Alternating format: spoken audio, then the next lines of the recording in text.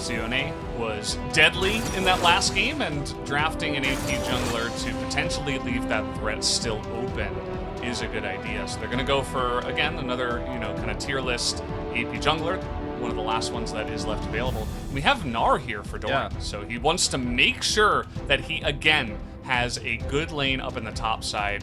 With the Gnar, we've seen him do it into the Renekton, and now 2 games in a row do it to Kana. I don't like this Vayne pick here, though, because you're playing the draft face up now, and they could just ban the Jarvan. Well, I guess, could be, you might be thinking, well, they're a question of who plays with closer in the bot lane. Will it just be a Galio support? Again, dress up some taunts. Doesn't feel as strong as this would be quite an unusual one with no global otherwise on the map, and with no ability to necessarily have strong ganks against a Renekton. I mean, you could definitely turn that matchup on the top side into your favor with this Twisted Fate, but definitely would have preferred to see Yukao on something like the Orianna. A lot safer, stronger pick for him, better lane control. This is risky into the Yone that we're going to see from closer. The Galio you were talking about, that is going to be the choice here once again for Keria.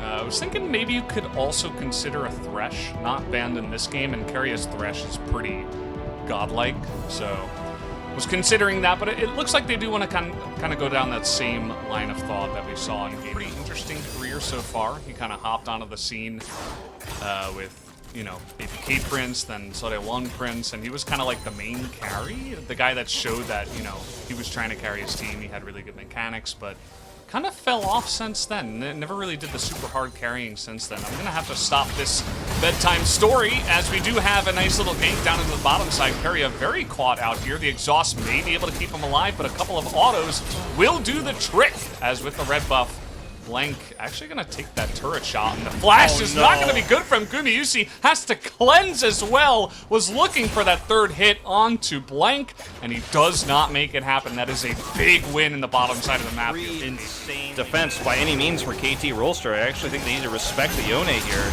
They're simply going to have to give this up. Oh, what? Oh, we have a trade down in the bottom side. By the way, Hybrid going to get the one-on-one end here in the team fight. This is what I wanted to see. Doran pressuring up on the top side. Need that LM has to get up here, and no sleep because it was used to zone away KT and take down the Rift Herald. So T1 have to desperately get out of the fight, which they do. Nobody dies here. But you know that KT will be looking for any kind of objective possible, and props to Hybrid. And honestly, like, really nice play from Hybrid. But we have to see how that replay goes for the Herald. If we do get to see that, to see what happens, this might be it right here. Yeah, we are going to see that. So they do end up getting the Herald, and the eye is picked up here for Elam. But look at the hard engage coming through from Yukao and Blank. And Yukao just destinies in super fast. Those are just never able to get the fight that he's looking for with his ultimate. And yeah, they get the Herald, but the trade in the bot lane is insanely valuable. We're going to watch that one now again as well. And, I mean, pretty straightforward here. The ultimate gets popped from the S rank, and he flashes for the kill after the knockback. So perhaps just hoping that that knockback is going to knock him into the wall. He's bringing so much pressure up to the top side. Kind of misses his ultimate and wallop there, though. A little bit unfortunate. And now he is just going to get burst down. Not really going to be able to trade this one back. So at the end of the day, he was drawing a ton of pressure. Did mess up a little bit in terms of how he handled that there, but at the end of the day, still going to draw junglers up to the top side. The bottom side, Samira is getting that turret. Actually, a lot of damage done to that so far, as T1 really try to pressure the top side of the map. Yeah, look at before Vayne gets on the board. They're just going to burst down Keria. That is a fantastic stopwatch timing, though. He immediately does go down, but this isn't looking half bad for T1. They're trying to get into that backline, but here comes Hybrid, able to hit that S rank and immediately turn this one around. Took T1 a little bit too long to take down the 80 carry from the side of KT. 4,000 damage comes out from the Samira. They were going ham trying to take her out, and Hybrid shows them who's boss. Doran's positioning was perfect. They didn't know where Closer was, but it was a pretty good bet. He was going to be coming from bot side. They had vision of him in the lane, so they knew he was either going to come up that way or he's going to take the longer path, through the jungle, which would mean they'd be safe anyways. But Doran was there. He was the one who was trying to start the Drake in the first place, so Look at where Doran is right now. They look for the engage onto Keria, and as soon as Closer comes in, Doran's the one who comes in to try to buffer for that. UCal has a perfectly timed Zonia's there, so he doesn't actually get caught by the ultimate. Doran zones out Closer. There's nothing he can do, and then Hybrid is able to just clean up during that trade in the middle of the fight. There's no peel from Keria because he had to stopwatch so early on into the fight. Can't accomplish anything right now. And UCal could just Destiny away. He's so free to escape. He's got Ghost right now as well. Like, how could he even kill him while he's side laning? So right now, T1 is caught between a rock and a hard place in this game. They're going to try to maybe flank.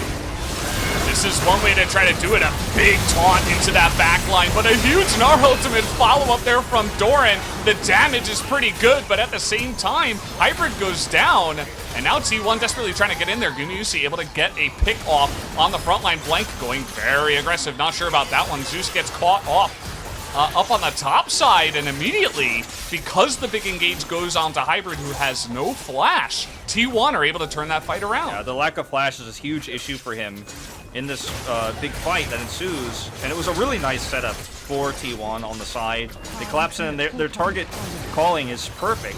Kill Hybrid, he's out of position, he has no flash, and you know, I'm sure that's what they're screaming throughout that entire fight. And they really need to respect Closer's ultimate.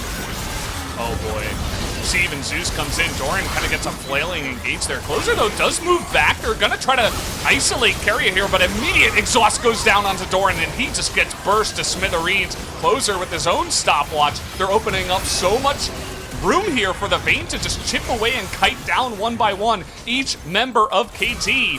As you can see, now everything has gone wild. Hybrid all alone here, gonna look for that ultimate, gets into the backline and opens up on two of them. Immediately turns this fight around in a big way. Closer going to put the pressure on a Blank, but Hybrid keeps the hopes alive here. T1 still going to win in the end, as they will go for this Cloud Drake. What a play from Hybrid, though. He gave him a little bit of the runaround on red side jungle, and then came into the back and gets Keria, who's so low level. Okay, this might be a bit overzealous, though. Okay, well, they got the TF in the backside. This is interesting. Now KT are getting skirmishy. The Hextech Rocket Belt not going to work out there, but still able to trade 1 for 1. Not so bad, actually. Yeah, what a play from UCal as well. And Hybrid looked silly at first, but, you know, when we see what actually happens, you know, see UCal to zoom out actually has the Destiny in. It's pretty amazing. Look at Doran's really aggressive engage here. Then they have the Solar Player follow-up. But what happens next? I mean, they're just not able to burst down Keria. Doran's out in no man's land. He has no mobility anymore. Closer has a really nice stopwatch, and unfortunately for Leona, there's no way out. A Hybrid actually has his S rank. We're going to watch that part of the fight again as this is happening. Second replay. Hybrid forced that fight in your favor. Closer is so ready to engage here, even over the wall if need be. And this is, KT really needs to do a little bit more poke damage than they are right now. Very slow on this. All right, Dominus pops here. Huge engage coming in from Closer, but immediate exhaust. That is a nice knock-up now from Keria. Trying to engage, and a massive sleep is coming in. This might be T1's moment with the Renekton in the backline. Immediately gets burst down, though, and the kiting is real from the side of KT. And finally, Hybrid finds his moment. The double kill comes in, and we've seen so many teams have trouble just trying to force a fight in that narrow corridor, and T1 fall down to it again. KT get a massive win. Unbelievable that we see them turn this fight around, and you see Kana disappear alone as he's trying to come in to get that extra swipe, to get that extra damage done. Everybody's so low health, but they can't close the gap. Only Renekton can, but they turn on him and blow him up in an instant. And this looks like it might be the push to end the game. Doran teleports in. T1 in a desperate defense here. They've got 20 seconds until Closer's back up. This might just be the game. I think it very well likely. They need to clear the minions. You can see Keria, he's desperately trying to get in the back, but we have another wave coming in, and now Elim just disappears himself. And we don't, you can see he's trying to bring the minions out of position, but one little range minion gets in range. They're gonna target down the Nexus, and it looks like KT will just barely take the win. They take down the Nexus and upset T1 here 2-1 as they go wild in the team house. KT Rolster with the upset win, 2-1 here in our first Telecom War for 2021. And the crazy narrative here, the crazy stories that we're seeing across this spring season early on our first round robin just continue. We've seen so many upsets, we've seen so many unexpected wins across the board, and this is a KT roster that just came off a loss against Hanwha Esports earlier this week. There were issues in that series closing out games, but in this series, with the leads they had, they choked out T1. They played aggressively. They were not afraid to go in for team fights, to play defensively around